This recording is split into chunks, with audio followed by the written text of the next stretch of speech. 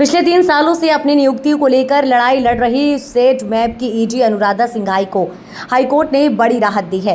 Court ने सिंघाई पर लगे सभी आरोपों को खारिज करते हुए उन पर लगे आरोपों को निराधार बताते हुए उनकी नियुक्ति को सही ठहराया है।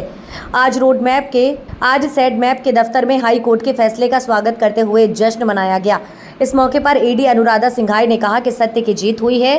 3 सालों के दौरान उन्होंने अपने ऊपर लगे सभी आरोपों की लड़ाई लड़ी और आज उनकी लड़ाई की जीत हुई है। उन्होंने आगे कहा कि जिन लोगों ने नियुक्ति को लेकर आरोप लगाए थे, उन्होंने कई बार उन्हें जान से मारने का प्रयास किया। उसके बावजूद भी वह डरी नहीं और लगातार उनका संघर्ष जारी रहा। संघर्ष के बाद अब उनकी जीत हुई है।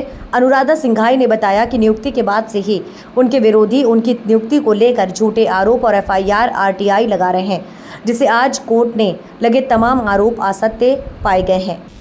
जब मैंने ज्वाइन किया तो संस्था काफ़ी लॉस में थी। जब उसको देखा कि कहाँ पर क्या इश्यूज है तो कुछ अनियमितताएं पाई गई और उन अनियमितताओं के चलते जब विभागीय जांच के आदेश दिए और कुछ परिवर्तन किए, जिस तरह से जो पहले गलत कार्य होते थे उनको बंद किए, तो एक तबका, एक सिंडिकेट यहाँ का पीछे पड़ गया और साथ ही उनके कुछ बाहरी एजेंसियां जो यहाँ पर काम कर रही थी वो भी पीछे पड़ गई। विशेष करके जो मैन पावर में लगी हुई थी उनमें से विशेष तौर पर जैसे रतन एम्पोरियम जैसी एजेंसी जो राजस्व चोरी भी करती थी। जीएसटी विभाग का भी हमको पत्र प्राप्त था कि जीएसटी की चोरी कर रहे हैं, पीएफ की चोरी कर रहे हैं। ऐसी एजेंसीज के साथ मिलकर के यहाँ के पुराने नोडल अधिकारी और दूसरे कुछ अधिकारी जो कार्य करते थे उनके ऊपर जब अंकुश लगाया तो ये पूरा सिंडिकेट मुझे किसी भी तरह से हटाने के लिए कवायद में लग गया।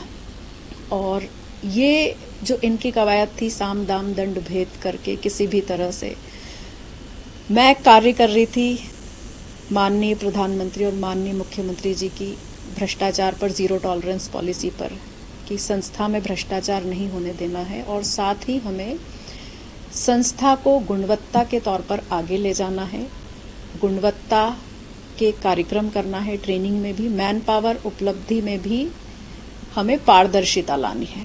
उन सब के चलते क्योंकि पारदर्शिता आती है तो भ्रष्टाचार बंद होता है और वही एक तबका नहीं चाह रहा था और हर तरह से उन्हें ऐसा लगा कि ये मैनेजेबल नहीं है तो मुझे हटाने के लिए झूठे आरोप की बौछार लगा दी। फिर ये झूठे आरोप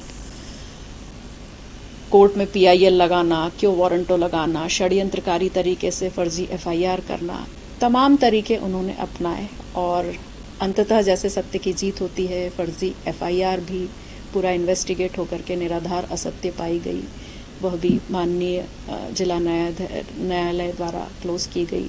हाईकोर्ट द्वारा भी क्यों वारंटो रद्द किया गया कि ये गलत है, नियुक्ति पूरी तरह से सही पाई गई।